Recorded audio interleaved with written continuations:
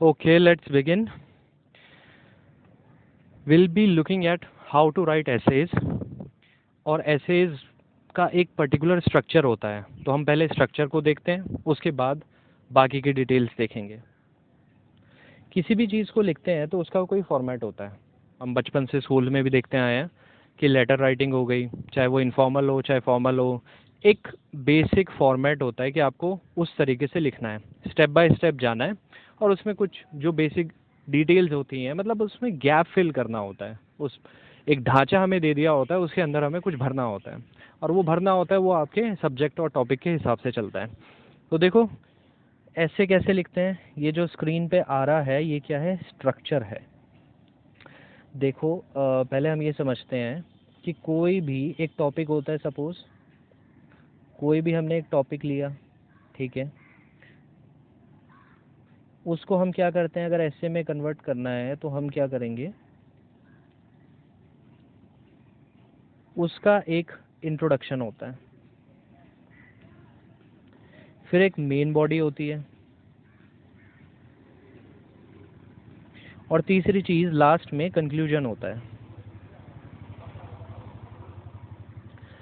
बचपन से हम यही करते आए हैं कि पहले हमें इंट्रोडक्शन देना है किसी चीज़ का, फिर हम उसकी एक मेन बॉडी लिखेंगे, और फिर कंक्लूजन देंगे उस चीज़ का। ठीक है, अब देखो, इंट्रोडक्शन क्या होता है, मेन बॉडी क्या होती है, और कंक्लूजन क्या होता है, ये मैं आपको सब पढ़ाने वाला हूँ। और धीरे धीरे स्टेप बाय स्टेप हम चलेंगे। ठीक है, आज मैं सिर्फ एक ओवरव्यू दे रहा हूँ ताकि आप एक स्ट्रक्चर पूरा समझ जाएं, और धीरे धीरे वन बाय वन हम एक एक सबसेट को लेते चलेंगे। ठीक है, अब दोबारा से प्रीवियस स्लाइड पे आते हैं और यहाँ देखते हैं कि ये स्ट्रक्चर का मतलब था क्या। देखो, जैसे मैंने बोला आपको कि इंट्रोडक्शन है, तो इंट्रोडक्शन में क्या है, अ स्टेटमेंट और problem etcetera, comments on the way it is to be treated. अब मान लो किसी आपको अगर पोल्यूशन के ऊपर लिखना है, काफ़ी टाइम से हम लिखते ही आ रहे हैं, कोई नई बात नहीं है, पोल्यूशन।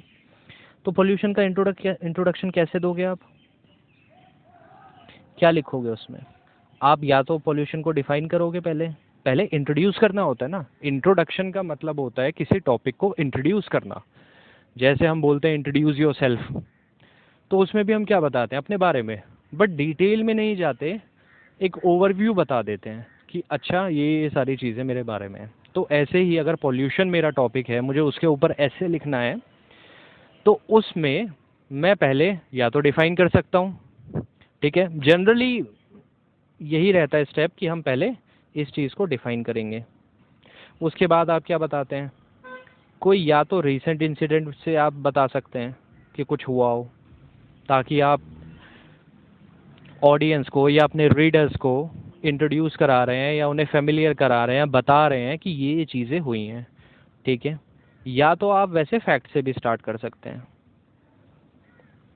ठीक है, तो दो तीन तरीके होते हैं कि आप कैसे, अगर इंट्रोडक्शन स्टार्ट करना है आपको, कैसे कर सकते हो। उसके बाद आता है सेकंड चीज़, डेवलपमेंट। जो मैंने मेन बॉडी बोला ना, वो डेवलपमेंट ही है, दैट इज़ डेवलपमेंट ओनली। अब इसमें हम क्या करेंगे, देखो, presentation, analysis, discussion involving comments on advantages disadvantages, main idea, example details, example details second main idea की, और ऐसे ही ये चलता रहेगा। अब सपोज करो अगर हमने पॉल्यूशन ही लिया था, तो पॉल्यूशन को अगर मुझे डेवलपमेंट में लिखना है कि डेवलपमेंट में पॉल्यूशन का क्या करूँगा, तो देखो, आप पॉल्यूशन के टाइप्स लिख सकते हो। ठीक है, और कैसे फैक्ट्स एंड फिगर्स दे सकते हो कि कैसे कैसे ये नुकसान दे रहा है, पॉल्यूशन कितने टाइप्स के हो गए, एंड कैसे कैसे ये डिसएडवांटेजेस हैं हमारे अर्थ के लिए, वो आप बता सकते हो। अगर आप कोई भी जो न्यू इन्वेंशन हो रही हैं, जो भी टेक्नोलॉजी है, उसके आप प्रोज भी दिखा सकते हो। देखो, जब हम किसी चीज़ का नेगेटिव दिखाते हैं तो उसका पॉजिटिव दिखाना बहुत ज़रूरी होता है, तभी हम कंपेयर करेंगे। ठीक है, तो आप अगर यहाँ पे दिखा रहे हो न्यू इन्वेंशन, तो उसके प्रोज एंड कॉन्स दोनों दिखाने हैं। प्रोज थोड़े से ही डालने हैं, मतलब अगर आप, क्योंकि बेसिकली हमारा क्या, पोल्यूशन बताना है हमें, तो कि कैसे ये साइड इफ़ेक्ट्स हैं उसके, किसी भी टेक्नोलॉजी के। तो हमें कम से कम अगर 2 पॉइंट पॉजिटिव दे रहे हैं, तो कम से कम 4 से 5 पॉइंट नेगेटिव देने पड़ेंगे, और इंक्लूडिंग कि जो हमने पॉजिटिव दिए हैं उसी के नेगेटिव भी देने पड़ेंगे। तो ये एक क्या है, डेवलपमेंट। ठीक है, अब नेक्स्ट पे आते हैं, इसे मैं रब कर देता हूँ, फाइन। अब नेक्स्ट जो है हमारा वो है कंक्लूजन। ठीक है, अब सेम चीज़ मैं बोलूँगा कि अगर मैंने पोल्यूशन के ऊपर लिखा है तो उस चीज़ में कंक्लूजन क्या होगा। एक चीज़ ध्यान से आपको समझनी पड़ेगी यहाँ पर कि जो इंट्रोडक्शन होता है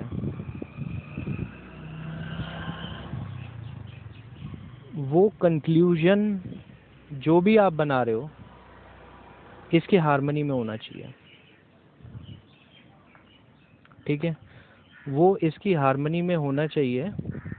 हार्मनी से कहने का मतलब है कि अगर आप जो भी इंट्रोडक्शन दे रहे हो वहाँ पर, जो भी आपने इंट्रोडक्शन लिखा, वो कंक्लूजन ऐसा होना चाहिए कि वो सिमिलर लगना चाहिए।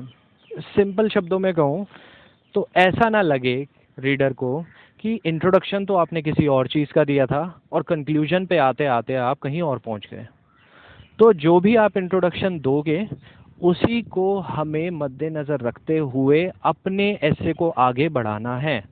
वही चीज़ हमें उसे ही कैरी फॉरवर्ड करना है मेन बॉडी के अंदर भी, और उसी को कंक्लूजन के अंदर भी लिखना होता है। देखो कैसे लिखना है, कैसे इंट्रोडक्शन देना है, कैसे मेन बॉडी देनी है, वो मैं आपको आगे बताऊंगा सारी चीज़ें।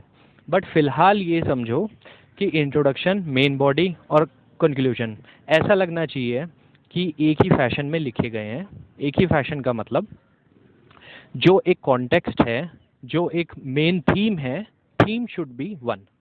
और एक चीज़ और ध्यान रखना, कंक्लूजन में हम कोई भी नया आइडिया इंट्रोड्यूस नहीं करते हैं, कोई भी नई चीज़ नहीं लेकर के आएंगे। कंक्लूजन मतलब क्या है, अब मैं इस चीज़ को समाप्त करने वाला हूँ, ठीक है, अब मैं इस चीज़ को एंड पे लेकर के आ रहा हूँ, तो मुझे एक समराइज़ करना होता है सारी चीज़ों को। तो वो समरी जो देनी होती है एक तरीके की, उसमें आप नया क्यों ऐड करोगे।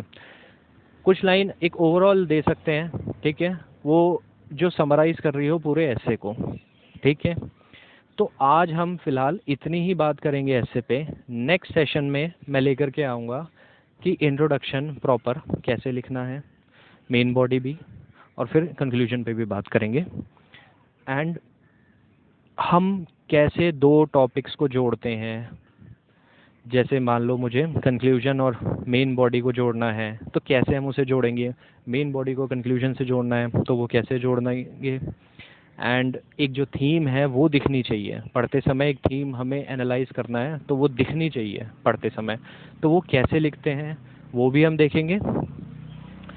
एंड जो सेंटेंसेस होते हैं, स्टेटमेंट्स को कनेक्ट कैसे किया जाता है, जैसे कनेक्टर्स होते हैं एंड, बिटवीन, और, देयरफॉर, ये जितने भी कनेक्टर्स होते हैं, एक्सप्रेशंस होते हैं, ये मतलब कुछ पार्ट उसका ग्रामर में भी आएगा, काफ़ी पार्ट आएगा ग्रामर का, बट वो ऐसी ग्रामर नहीं है, आप समझ जाएंगे धीरे धीरे। अगर आपको बेसिक रीडिंग आती है तो वो आप आराम से ऐसे लिखना सीख जाओगे, इसमें कोई इशू नहीं है। ठीक है, थैंक यू सो मच। अगर ये एफर्ट्स मेरे पसंद आए तो प्लीज़ इस चैनल को सब्सक्राइब करिए and do like the video.